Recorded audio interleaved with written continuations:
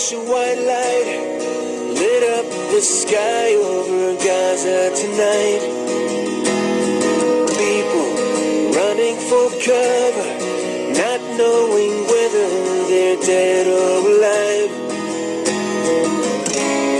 They came with their tanks and their planes, with ravaging fiery flames, and nothing remains, just a voice rising up in the smoky haze. We will not go down in the night without a fight.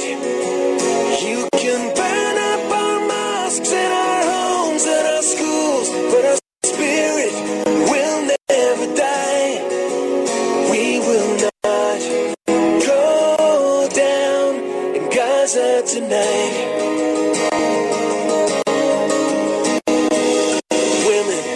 Children alike, murdered and massacred night after night, while the so-called leaders of countries afar debated on who's wrong or right. But their powerless words were in vain, and the bombs fell down like acid rain. But through the tears and the blood and the pain, you could still hear that voice through the smoky haze.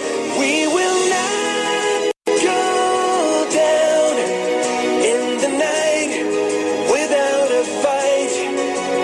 You can burn up our mosques and our homes and our schools, but our spirit will never die.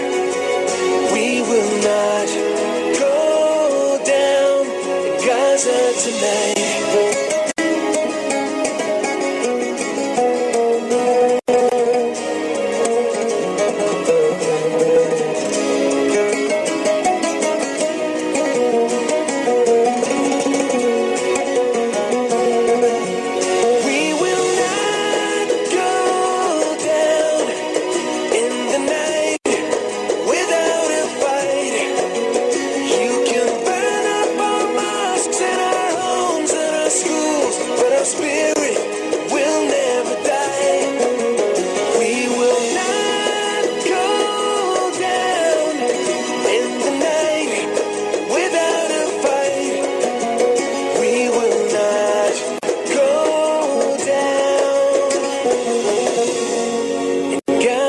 Tonight.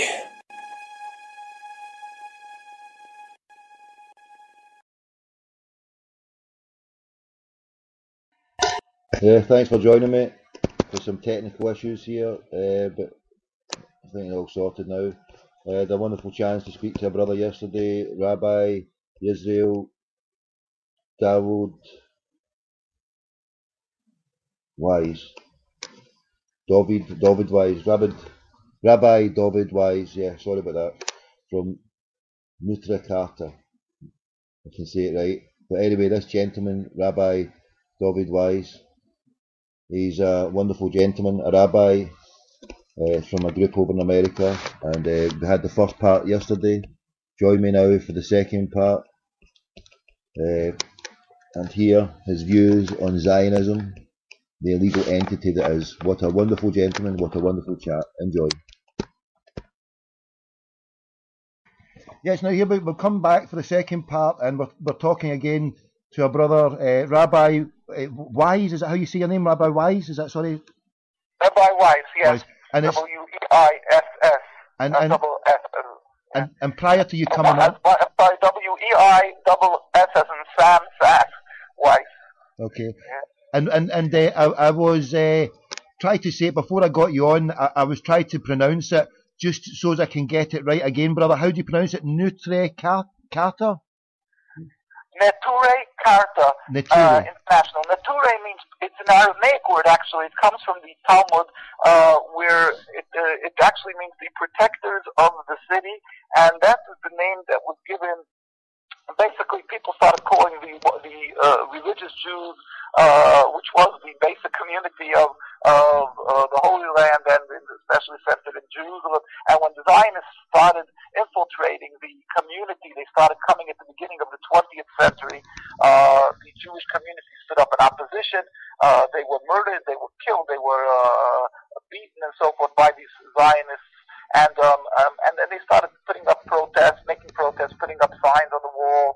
And around the 1930s, they started being called, the ones who were very vocal in opposition to Zionism were referred to as the Neturei Karta protectors of the city.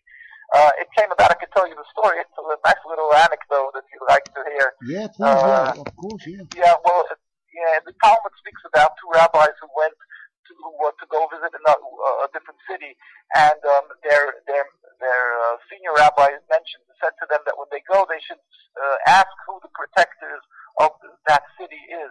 So they went to the city and they asked who are the protectors of this city, and people pointed to the soldiers in the city there, the police and the soldiers, and so they turned. The rabbi said, no, those are not the protectors of the city; those are the destroyers of the city. They, in the Arabic, similar to the Jewish terminology, they are the Machrivei, destroyers, Karta of the city. The Neturei, the protectors, Karta of the city, are the wise men and the scholars. They protect the city, and that's just like what the Talmud is full of, statements of the sages, wise statements that we should follow and learn by. So this is some anecdote this is mentioned in the Talmud. So the Jewish people in Jerusalem, put this little piece of Talmud they hung up, on the walls. They pasted on the walls, which is a custom in Jerusalem. When they're calling out a demonstration or something, so they hung this on the walls. They pasted on the walls of Jerusalem. And since then, around 1930, the people started referring to these people, to the people who are very vocal as Neturei Karta, because the idea was that they were pointing out that the Zionists who are coming as soldiers and so forth are the destroyers of the city, and so they started calling the ones very vocal as the Neturei Karta, protectors of the city. There are many, many more Jews, of course, who are anti-Zionist. In fact, I would say the majority, at least, of the religious community, the very religious, certainly, are opposed to Zionism. As we've explained, Zionism is really contradictory to every facet of what it means to be a Jew and of the essence of the Jewish belief that we believe in God to protect us and that we're subservient to God.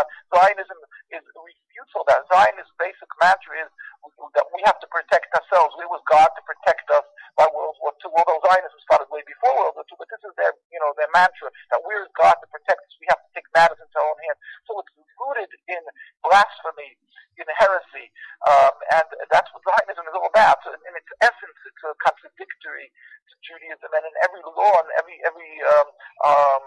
basic of Zionism, it really fluent. It goes in contradiction to Judaism, and they are the Machrivei, the destroyers of the city, the destroyers of the Jewish soul, and the Jewish people. From day one, the rabbinical authorities in Jerusalem and throughout the world stood in real, this most vehement opposition. In fact, I carry with us, and people can see on our site, which is www.nkusa.org. NK for Neturei Karta, www.nkusa.org. Or in the UK, it's actually www.nkuk.org. It's all the same. And I believe it still is. I know it's nkusa.org. That's certainly good. Now, it would be N as in Nancy, K as in King, USA as the country, nkusa.org. Now, if you look there, you can see we have a book called Historic Documents. We have a book called The Rabbi Speak Out. And Rabbi Speak Out is a compilation of 130 years since Zionism started, the ideology. It shows all universally the greatest rabbis, almost entirely around the world. You would find that every rabbinical authority stood in opposition to this Zionism, the documents of the compilation of historic documents is to show a lot of this and a lot of Zionist statements that you can see that was mind-boggling, and to show how they detested the Jewish religion, and they simply wanted to make a transformation from Judaism, the religion, into Zionism, nationalism and ideology, a base political ideology.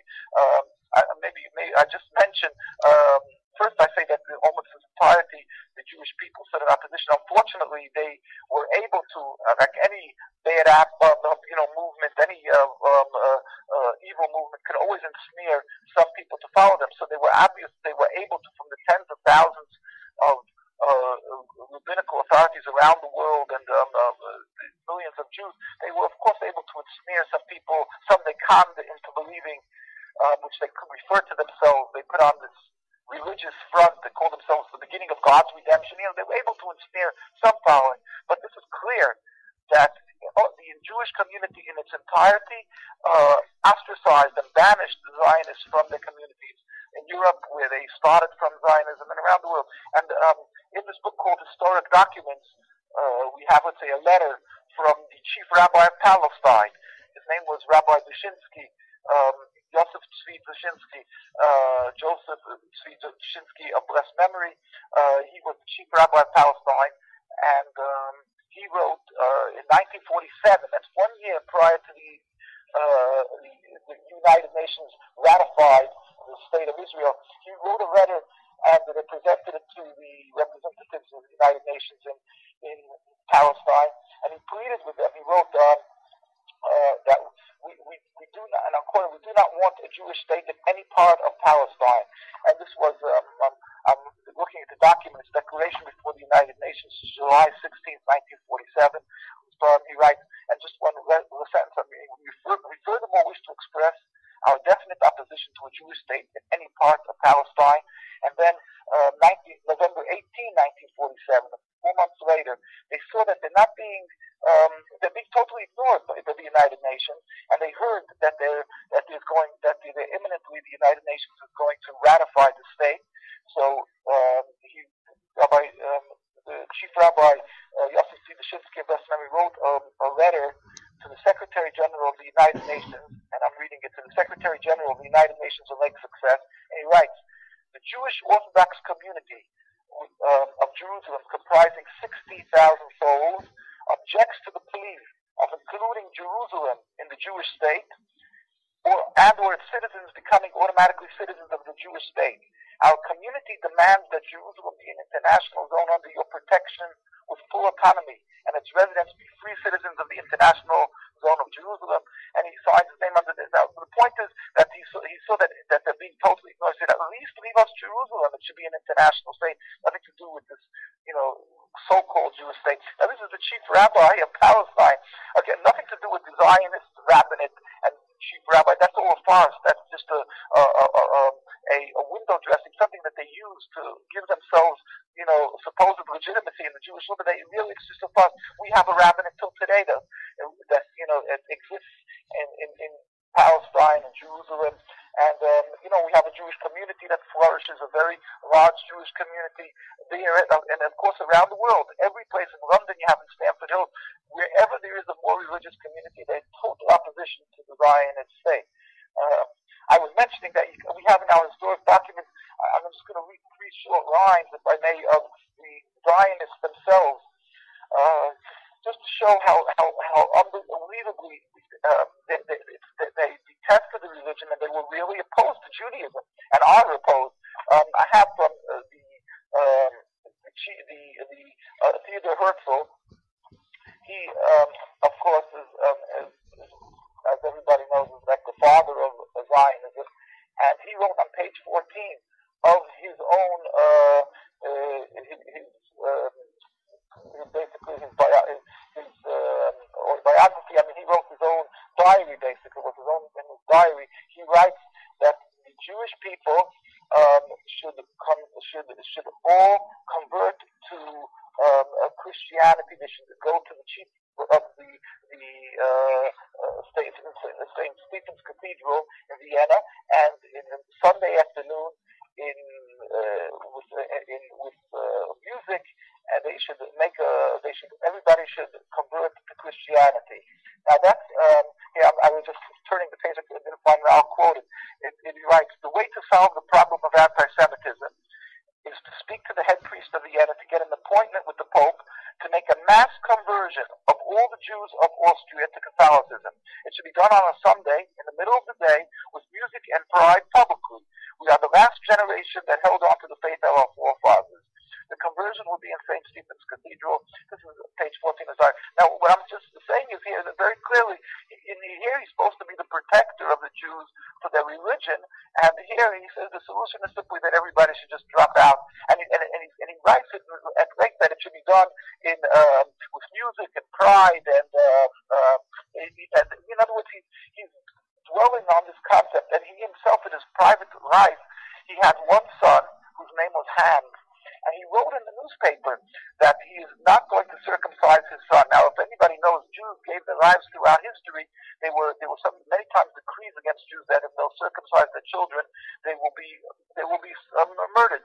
And people from the time of the destruction of the temple, that was one of the decrees against the Jews. And women took their children, circumcised them, and threw themselves off of ledges because they knew they were going to be tortured or something, and yet they did it. Until today, even I knew people in the USSR, they knew that they'll be arrested and sent to Siberia, and they secretly circumcised their children. They knew that could be easily caught because the people could see, and yet they did it with the greatest danger to their lives. And Theodor Herzl, who had all the privileges, he was in Vienna, he went and he openly announced in the newspapers that he's not going to circumcise his son, the only son that he has. He's not going to circumcise him because he wanted to show his rebellion against the Almighty. And this is the one who's supposedly the hero who's protecting the Jewish people and saving the Jews and creating the Jewish state, the state of Israel, that's God's dream. You can see the hypocrisy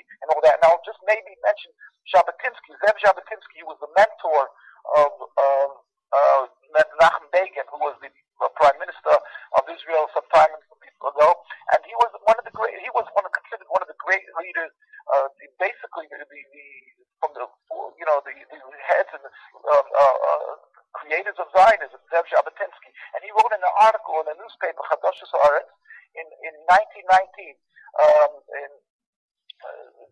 In October 22nd, 1919, wrote, and I'm quoting him, in the national home, in other words, they're planning to make a state. In the national home, we will announce that those Jews who have on themselves the rust of exile, and they refuse to shave off their beards and payos are like, the Jewish people go with like side curls, so he wrote, the national home will announce that those Jews who have on themselves the rust of exile and refuse to shave off their beards and payos will be second-class citizens and will not have the right to vote.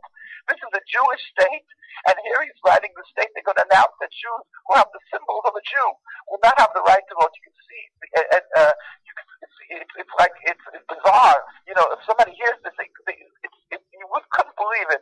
And here they say the Arabs are our enemies, and here they're creating a state where they're banishing, they're openly declaring their animosity and what they're going to do to the Jewish people, and they have till today. If anybody looks at our site, nkusa.org, and they'll look at links, you will see that Jews are being brutally beaten. We're non-violent. We demonstrate out there to raise our voices in opposition to this occupation, to the existence of the state. And Jews from 100 years already that are standing in opposition till today to the concept of Zionism. Till today, people have been murdered, assassinated, and till today, people are being brutally beaten, arrested, and the world is silent. The world doesn't see it. And this is a fact that you can see. There's links on our site. You can see that this is happening. This is what Zionism is. It's a hypocrisy. It's a false. It's a evil. The works of Satan, we call it. It's a movement that has hijacked the Jewish identity, and it's committing a crime in the world, a bold crime in the face of the world, and basically intimidating people that they can't speak up against them because they attack and they accuse everybody of being anti-Semitic if you oppose them, simply by covering themselves in the Jewish identity, with the Star of David and so forth, and reminding people of the terrible tragedy of the Holocaust and saying the world was silent by the Holocaust, and if you're going to now you're going to oppose us, they try to bring up the guilt, to make a guilt ride and up to the world that that you've been silent and now you're not going to give us the land that we should have and so forth. And again, that's a whole other subject. My grandparents were killed in Auschwitz. Our families, all our communities were wiped out there. And but that does not give one the right to take the land of others and oppress them and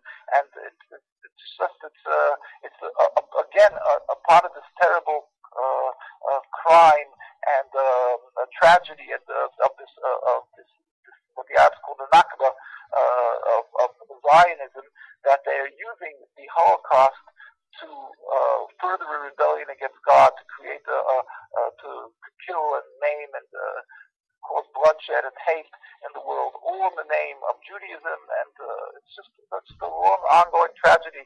And like we see today, it's going on in Gaza. As we're here, bombs are falling in Gaza, people are being, their lives ruined, and people murdered, and the world is unfortunately silent.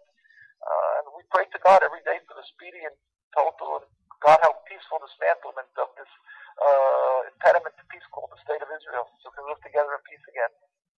Yeah, God willing, and well, taking us back, I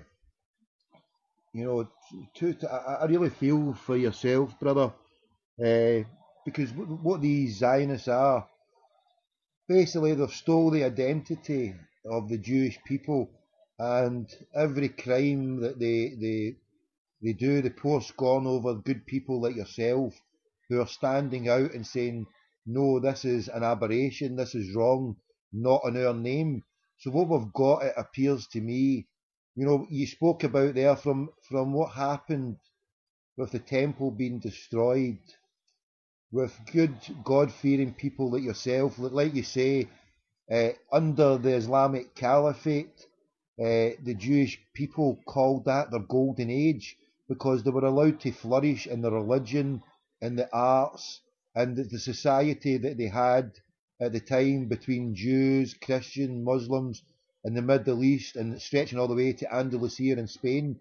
As I say, the Jewish people called that their golden age. And then if you fast forward, like you say, to this, what is termed as secular Judaism, but we're finding out from your good self, brother, it's anything but even Judaism, and it's not even secular or anything. It's just, can I ask you, brother, obviously what these people are doing, you're saying it's not in your name, it's not in Judaism, and I'm taking that on board, and I'm hoping that every person out listening there, God willing, can hear this, and it's a powerful, powerful, wonderful, beautiful message, and it's one of the best calls that I've ever had the chance to speak to a brother like yourself, because this issue means so much to myself, to see the injustice and the travesty that is affecting one group of people. And you've opened my eyes, brother, and I can only thank you enough, and everybody else out listening there, that there is good people out there who are saying, and pointing out the truth. Can I ask you that these Johnny-come-latelys, or whatever they are, they're willing to put whatever badge it is on there.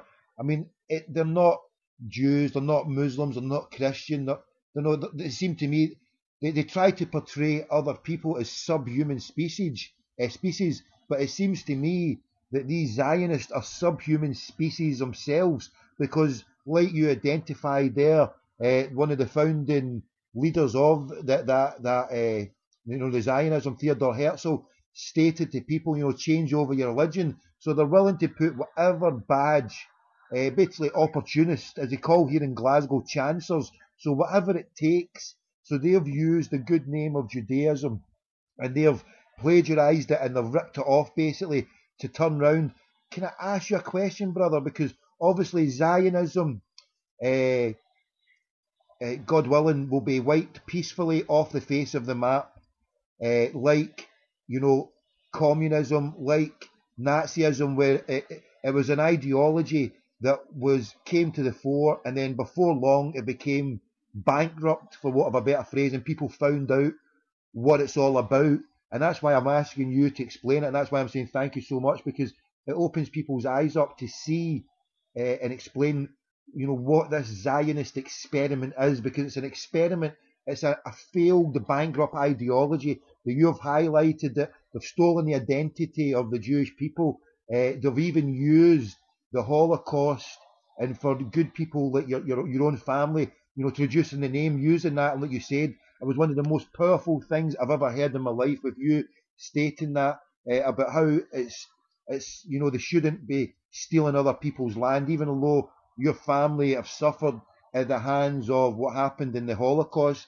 That you state, another people shouldn't suffer at the hands of people who should know better. But what we're finding out, that these people, quite possibly these Johnny-come-latelys, these kid-on people, the Zionists, that possibly, their crimes have not been documented and fully in history. Maybe, God willing, in 100, 200 years, that our children will look back and say, well, wow, that was one of the most evil, despicable things and then they can look at it and say, it wasn't even Judaism, it wasn't Christianity, it wasn't the Muslims who were the terrorists, it was this group of people who were happy to say whatever. The biggest Zionists I perceive aren't the ones in Jerusalem. The biggest Zionists I see are the ones sitting in Jeddah and Mecca and whatever, and all these corrupt Muslim leaders. They're big Zionists as well. Nobody points and says, oh, look at these Zionists. So the Zionists can be Christian, Muslim, Jews, whatever, and they're just a badge of opportunity. And so, and from what you've said, brother, I mean, it's been, as I say, I'll reiterate it again, it's been a blessing to actually hear from the voice of someone like yourself standing out and making that statement, brother. Can I ask you a question? For this, as I intimated, this ideology of Zionism, how, in what way do you envisage that it will come to an end, brother? Do you think that the end will be in our lifetime? And how do you think the downfall? Because their arrogance knows no bounds, their vicious knows no bounds, and surely the world's population, the world's people will come to a point and say, no more, be done with you, and be gone, and leave these people alone. How do you envisage, and how do we get to that stage, brother? Right, okay. If I just bear with me, if I have a few minutes, I just wanted to, let me address that with God's help. And I always pray to God that He should give me the right word to be able to convey His message. Basically, let me just reiterate, because people who have joined in the middle or whatever, let me just very shortly, very concisely say again that Judaism is subservience to God. And the religion, we accept the covenant of the Almighty, it's Torah on Mount Sinai a few thousand years ago. We are true to that. And Zionism is a mere around 100 years old. It's a new, a relatively new ideology that was started a little over 100 years in Europe by either Herzl and his Kohler, something like that. It's a movement of a transformation from religion to nationalism, a materialistic concept. And so really it's strange to the Jewish people. In other words, instead of believing that we are our whole concept is to be to follow the laws of the Torah, to be true to the laws of the Torah, which is the laws of the Jewish teaching, the covenant of God to us. It is a concept of nationalism, and basically in its essence it removes God from its essence. In other words, they want to call themselves supposedly a democracy, which is a very, very comical in the situation that it is. But supposedly, they call themselves, whatever it is, it's a nationalistic movement, and it happens to be that in its basic laws, it contradicts the laws of the Torah. For instance, like we said, the Jewish people were sent into exile around 2,000 years ago, and we were put under oath by God when we were sent into exile. It's a prophecy of King Solomon in the book called Song of Songs, where we're put under oath that states that three oaths: one, that we are not to try to return en masse in large numbers to the Holy Land. Secondly, we are not to rebel against any nation. We have to be loyal citizens in every land that we are residing. And third, that we pray for the good of the land. And thirdly, we are not to make any attempt to end the exile that is agreed with by God. What we do is wait for the day when God will reveal His glory throughout the world, and all humanity will serve Him in peace. So this concept of making the state breaches all these oaths.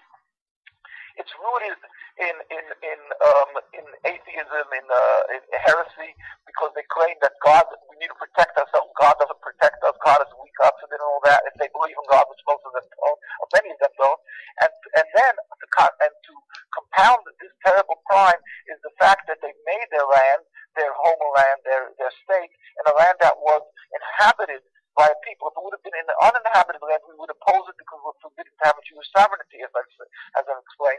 But they have compounded this crime against God, this rebellion, by making their land in a land that was inhabited by the Palestinian people. So now the breaching all the laws that the Torah tells us not to kill, not to steal, and that we should be compassionate. And also, in every facet, Zionism is a contradiction to Judaism. Now, what we pray every day, as he's mentioned, we pray so that God should help a speedy and peaceful dismantlement of this state, that we should be able to live in peace once again. Now, we are not prophets. We can only try to educate, to clarify to the world. They should understand the wrong, and not to be confused by the Zionist propaganda. They should understand this is not a religious conflict between Jews and Muslims. It is not a religious conflict between Jews and Arabs, and the people who oppose it are not to be accused of being anti-Semitic. There's, of course, some people around the world who are anti-Semitic throughout the generations, but this issue of Zionism is an issue by itself, and to oppose it, we have people who have been good to the Jews, the people who have helped the Jewish people and provided a home for hundreds of years in the Arab lands, and yet they are being, and because they stand up for the Palestinian people and the Palestinian people's rights, and the people in Palestine themselves who are crying for help, and yet they are accused of being anti-Semitic. That's vile, that's false, and it's a terrible crime. And we like to say that let's say if you look at the apartheid in South Africa, that it went on for a long time, and the United Nations gave full membership and recognition to South Africa, and people they were considered respectable.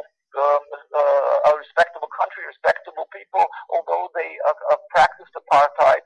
And now that we look back upon it, and everybody recognizes that it's a terrible racism. And now here the Zionist state is going on in its practice of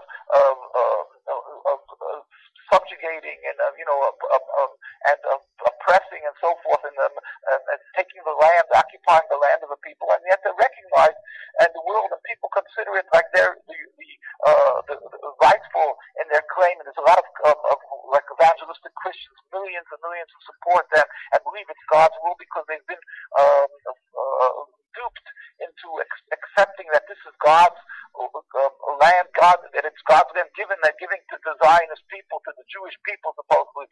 They don't understand that the Zionists have misconstrued and falsely presented a picture of the Torah, that of God's teaching, that it's not there, because any very religious Jew in the religious communities will tell you that we were expressly told by God that we are not to have this Jewish state, that we're forbidden to have a Jewish state. So with all these beliefs that they're supporting, the evangelistic Christians are supporting the Jewish people by supporting the state, is a terrible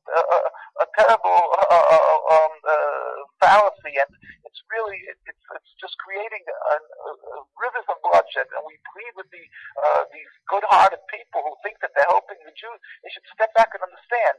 Now, we're not prophets, and we can't expect, we don't know when this will end. But we do know that God is compassionate, and He hears prayers, and we hope that with His compassion, He will bring a speedy and peaceful dismantlement of the state. Now, we could say we do plead with the world. It's just like they awoke, and they saw that with the pressure of the grassroots of people who put pressures on the politicians, a lot of people, unfortunately, countries, they just like to go on the, what's convenient. But the people, the good-hearted people, put pressure, and they eventually brought the end of apartheid and with peace. So we plead with the world to wake up and realize this is not a religious conflict, not the Arab people wanting to run the Jewish people into the sea, because history shows we were living together. So, and it has nothing to do with religion. And to the people who will see that, we hope that the world will awaken and just see through a peaceful manner. We hope, we pray, to the end this Zionist occupation in its entirety, to end the state. And of course, we ultimately look to God, and we don't know how. Just like we didn't know how the USSR, that killed millions and millions of people, Stalin, his name should be obliterated, and all these they erased from the map millions of people, and I mean they just what we don't have and after 70 years. People, they were etched in cement. Everybody in stone. People believed that it will never end. The USSR was one of the two greatest powers on the world, and yet in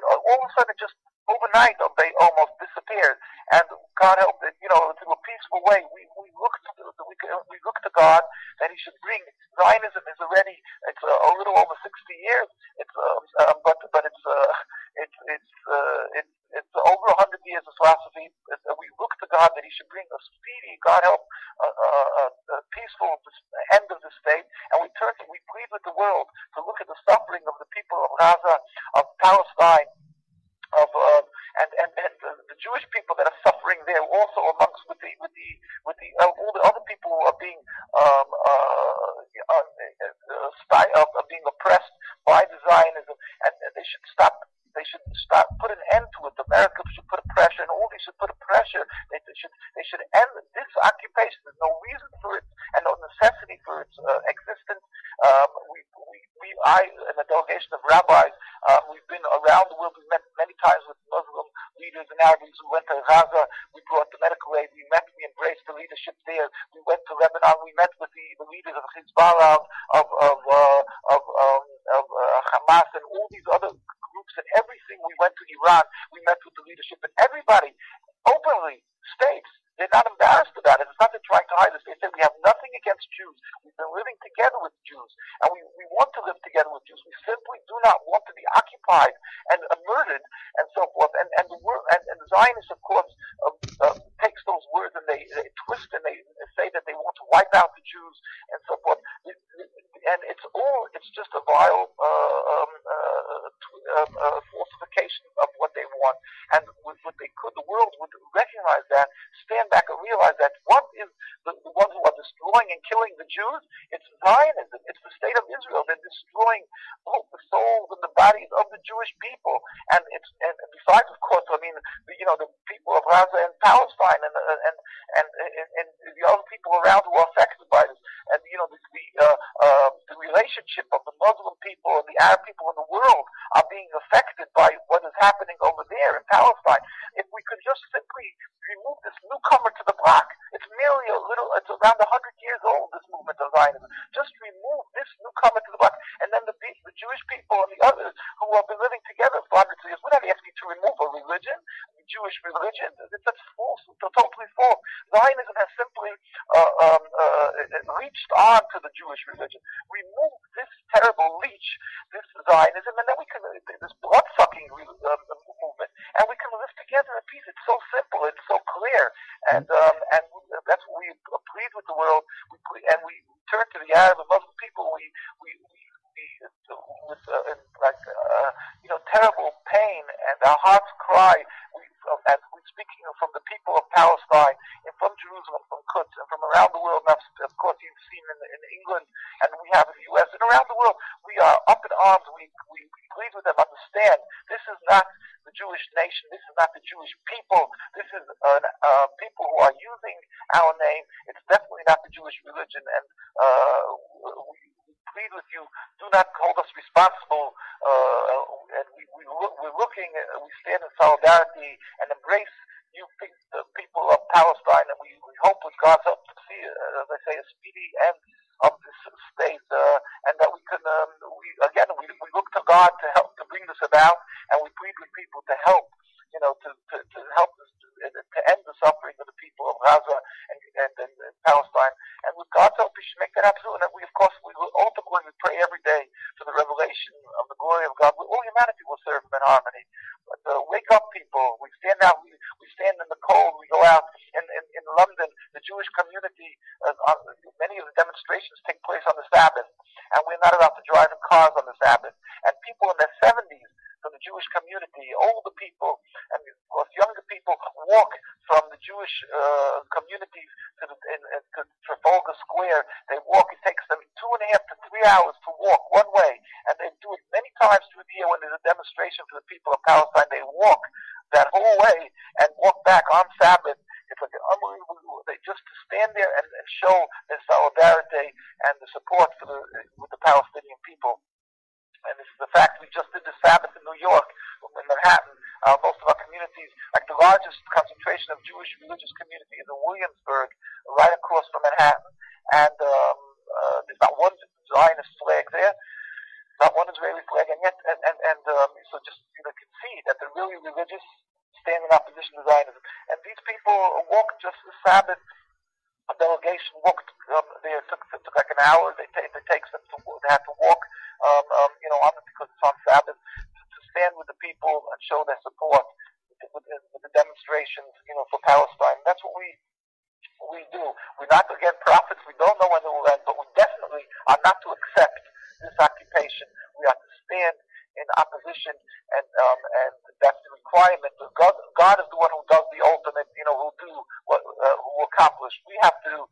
God requires of us to speak up, and just as God is righteous and compassionate, we have to stand up and emulate God. We have to be compassionate. We have to stand up and cry for justice, and somehow or other God will bring it about. But definitely, we have to awaken the world that they should not be sucked or duped into the Zionist propaganda and the false portrayal as if the people of Gaza are evil and they're lobbing rockets in. Now again, we're not in any manner, condoning any violence, but we're saying, look when you're oppressing the people, and for over 60 years now the state exists, and the state of Israel, they're oppressing, and the people are being named, killed, they're ruined. Just a few, 3 years ago, when they went into Gaza and named over 5,000 people, and everybody was affected there. Which family remained whole? Emotionally, people were killed, ruined, and the houses, everything was destroyed. People still don't have even proper food, education, and the basics. And what do you expect when you do that to a people? Do you expect that it won't erupt? It's ridiculous. Then they complain about the rockets falling. Again, we stress, we're not in any manner condoning violence, but what do you think you're bringing about when you keep people in this the biggest prison in the world, which is Gaza, and the people of Palestine in its entirety? So anybody with logic will step back and see this is the problem. The problem is this state of Israel that is totally flawed in its essence. It's illegitimate according to God. It's just an illegitimate being, and the removal of this newcomer to the block will bring that we can coexist. As we've mentioned, I've spoken with the Arab and Muslim leaders. So we're not that we're being in any manner simply ideologies of people who are easily fooled. It is the fact of history that attests to that, and that we've been living together, and that it's not an impediment, our religion, to be able to coexist. We flourished amongst the Arab people, and they want to have peace. We have to simply approach them, apologize profusely, give them restitution, and give them their freedom, and they will definitely teach and issue fatwas and tell their followers that nothing should be done to any harm to the Jewish people. We will coexist once again. Of course, there are people who committed these terrible atrocities. That if we want to bring peace, people ask me, how can we bring it about? Won't there be a terrible massacre, God forbid? And we say, look, we are certain the Arab and Muslim leaders, as we've spoken to them, and the people of the Arab countries that we strolled in their blocks and we've gone amongst them, they want peace. They're not out to kill Jews. The people, we apologize profusely, and as we say, we compensate and give them the freedom and restitution and everything, which costs billions of dollars. But how much is it costing to support these iron domes and their terrible weapons of mass destruction? All these things that the Israelis are being supported by the Western countries. Instead of taking these billions of dollars, which is an endless sinkhole that you have to keep on reinventing, if you just take a few $1 billion and take the people who committed these crimes, who ones who are afraid because they feel they've been prison guards or something, or carried out interrogations. These people, let the Western countries relocate them to their countries. It will cost a few $1 billion, and then the rest of the people will be able to live in peace and harmony together, because the Arab people are not out to kill Jews, and their leaders will definitely and we tell them that they should not harm anybody. This is a fact that anybody could see for themselves, could go and do their homework about this, and they will see this is a fact that would be. This is not something that we're dreaming of. That's what we plead to the world, and we plead, as I say, to the Arab people to forgive us. We cry that we do not support this in any way. Brother, you yourself and your community have nothing to apologise for the crimes. What they're doing with the illegal Zionist entity, they're doing collective punishment. Now, the good people of the world, we can see and we can hear, that what you're doing, you're nothing to be ashamed, or you've nothing to apologise, for what other people are doing. There's no collective punishment here, and nobody, the good people of the world, can see with their own eyes that this aberration has stolen the identity of the good Jewish people.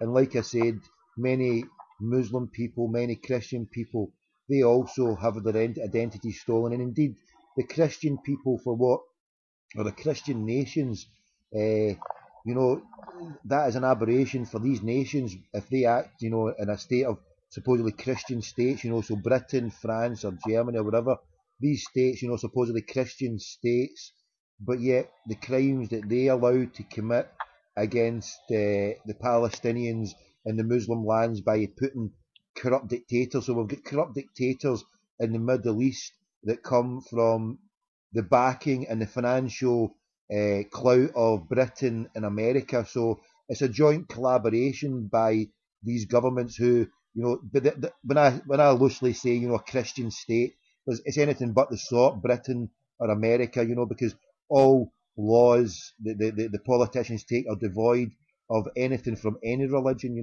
so they're secular states, but there's nothing at all for you to apologise, brother, and the Muslim people know fine well that the what happened previously to Zionism.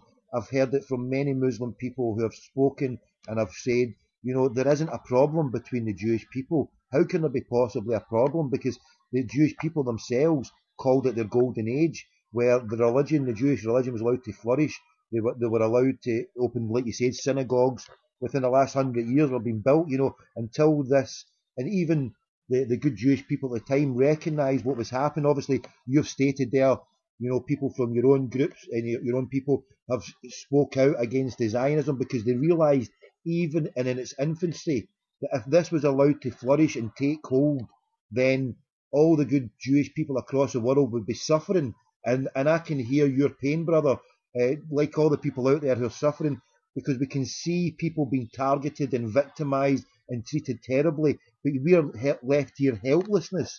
We're left here, we too are victims, a different kind of victim. We've not got the helicopters or the Apache gunships and the F-16s and the tanks coming down our doors or the bombs dropping. I mean, that's the most terrible thing, but we're targeted for the propaganda, for the lies and the deceit from this Zionist experiment, and people are caught in the crossfire.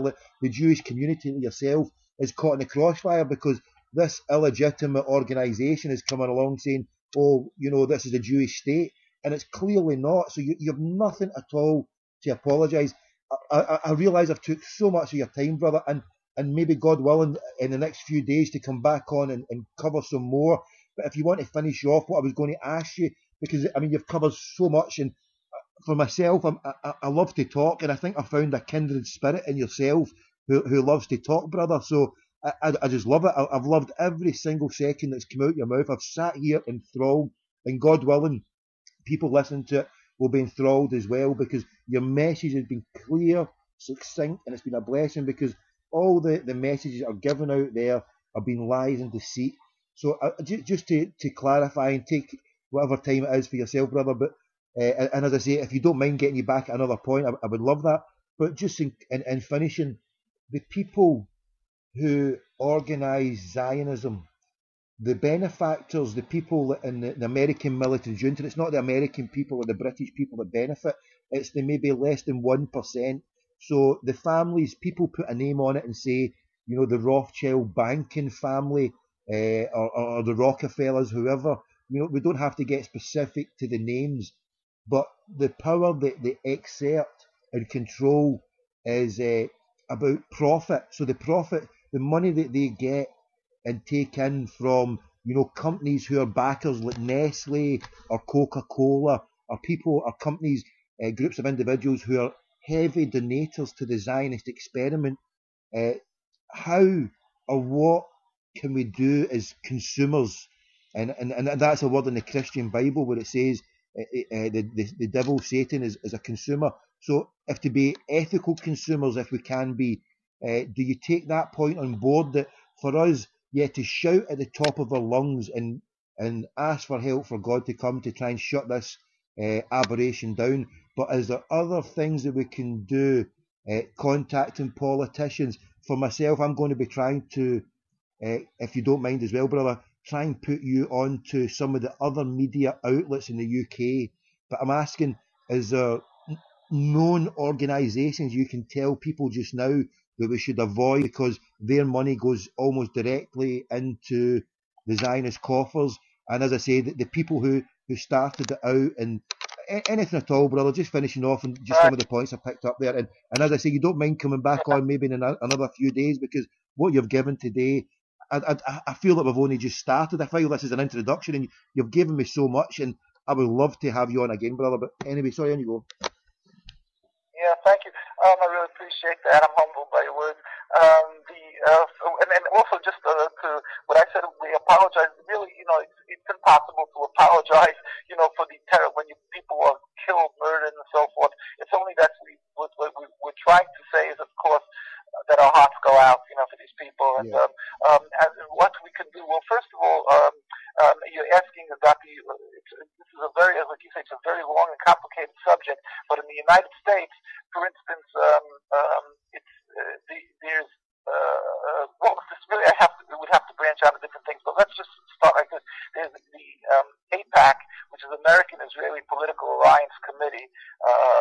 Very infamous. I mean, it's one of the strongest lobbying. They have a group. They have basically it intimidates and influences. It tries to influence every politician here in the United States. And they have their convention once a year in Washington, and we go religiously every year. We stand outside and demonstrate against them. They boast that they have the greatest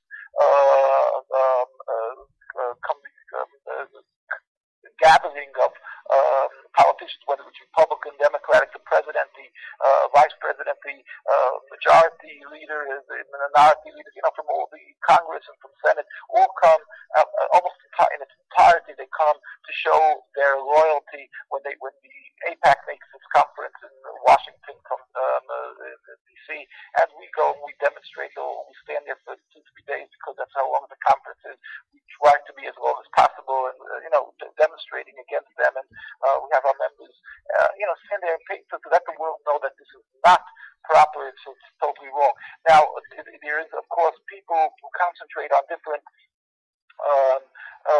angles, ways of awakening the world to, that to support Israel. There's many different communities or universities or different things that invest in supporting, Israeli bonds or something. They take the money that's donated to organizations, and they use that to support Israeli bonds. We say you have pity on people, Jewish people are suffering. Support or poor Jewish people who don't have food, and support every other good cause that you have. But to support the state of Israel, why would you're ending up supporting the IDF, Israeli, military to come, simply to perpetrate that crime? It's terrible, and there's a lot of places that give their money directly, to support the state of Israel. They just don't even think twice. They feel they're supporting Judaism and the Jewish people who have suffered. Like we've gone through before. With God's help, it's totally wrong. They're not only not supporting them, they're creating hate, they're creating bloodshed, of course, for the Palestinian people and for the Jewish people. So it's very ironic and very, very tragic. Of course, there's other routes, and people, if they, there's companies. There are companies that are directly from that are Zionist companies, and that people who have organizations in England. You have also that have lists. That are direct Israeli companies that are Zionist, pro-Zionist companies that of course on the top of the list. But like I say, this first and foremost, I think there's great, there's communities that have like certain funds and certain that they use that they send directly to support the IDF and things like that. And then going down the list, like you say, there's different issues, but there's many angles, and that's a whole long conversation of how to awaken the layman and the people around the world that what is happening here is a terrible injustice, and that people should awaken to that and see the suffering. We went to Gaza, and I went to visit a place called Zaytun. Zaytun that was bombed when the Zionists a few years ago went into Gaza, and they killed, unfortunately, almost around 30 members of one family, the Samuni family. And we even I flew out to Brussels. I believe it was. They took the family, some children who were shot and wounded. We went to visit them in the hospital. Then we had gone to a year after the invasion of Gaza. We went to visit Gaza. We brought medical aid and so forth. And when we went with Viva Palestina. We went to the Gaza Freedom March. We went to visit. As I say, we were embraced by the leadership. But we went and we were welcomed warmly by the people of Gaza. Even though we're distinctly Jewish, everybody sees we're Jewish, and everybody said the same thing. I mean, it's unbelievable how they were able to turn to us even after all the suffering, and they said, "We're not your enemies. We're not the enemies of Jews." It's just so distant and the opposite of the way the world portrays them. The way the world vilifies them. Their hearts are beautiful. Anyway, we went to visit this family in Zaytun, the Samuni family. There was a few remnants, a widow, and a few older people that were there, and we saw that their houses were destroyed. This is a year after their houses were destroyed, and the people who took pictures of this. They were still living in a tent meaning a piece of plastic pulled over a rope. And they were living in the cold, in the bitter cold in the winter, and in the heat in the summer with foul water, with no sewage and so forth. It's just unbelievable. And this is not in the middle of some forest, some wilderness. This is right in the eyes of the world, and the world knew about this family. This family was killed, like 30 members of one family, and the world talked about it for a few minutes, and here a year later, and all the human rights groups, and nobody sees their suffering. So, we have to awaken, shake the world, awaken them to the people of suffering in Gaza, and demand that they should understand that these people are victims and not villains. The villains is this terrible movement called Zionism, and they really have to we have to awaken the world to this, and not be intimidated that we're attacked as being anti-Semitic or we're called self-hating Jews.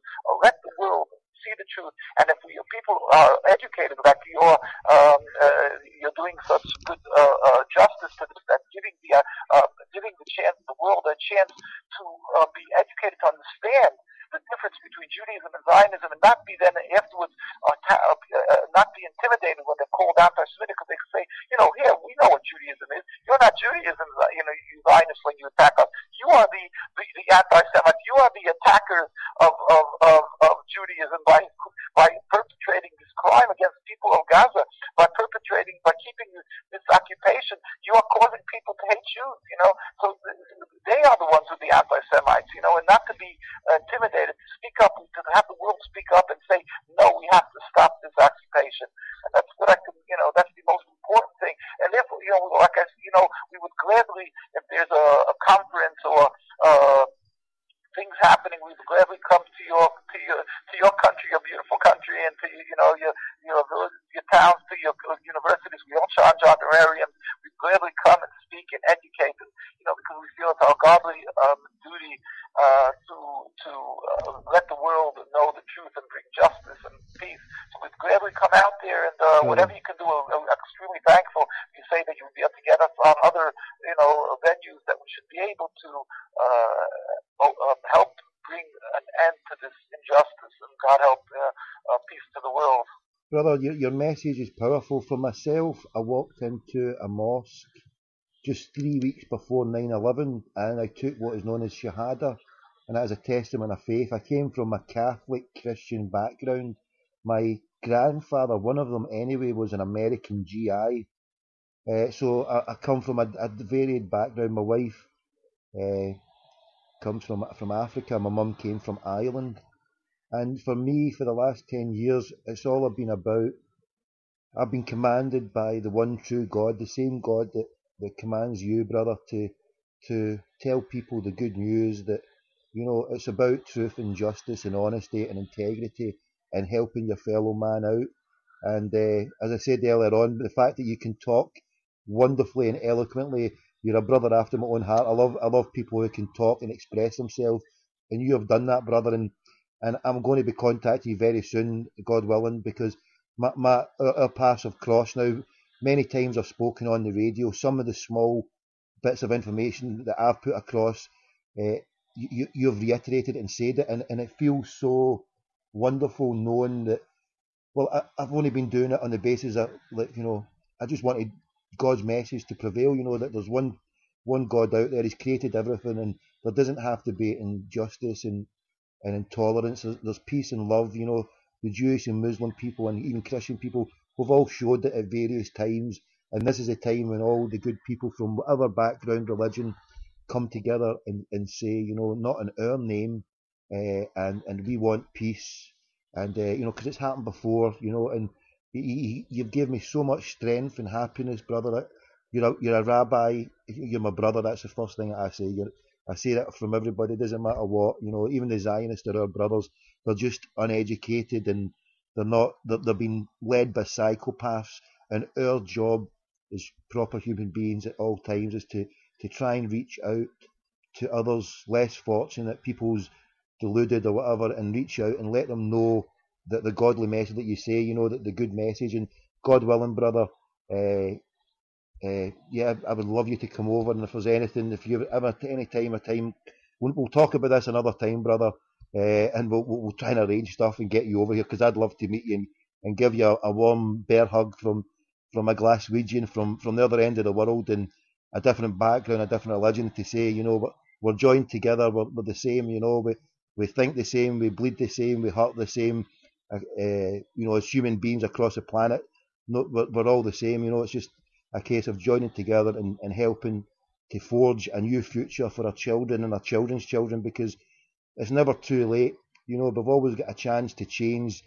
These nihilists are wanting to bring in the end of whatever, and the destruction knows no bounds, but good people have got to stand and bring the message together that, we're all God's children, and we deserve to be treated as human beings. And brother, if you want to finish off for a couple of minutes and we'll round it off, and then, God willing, I'll speak to you again, yeah?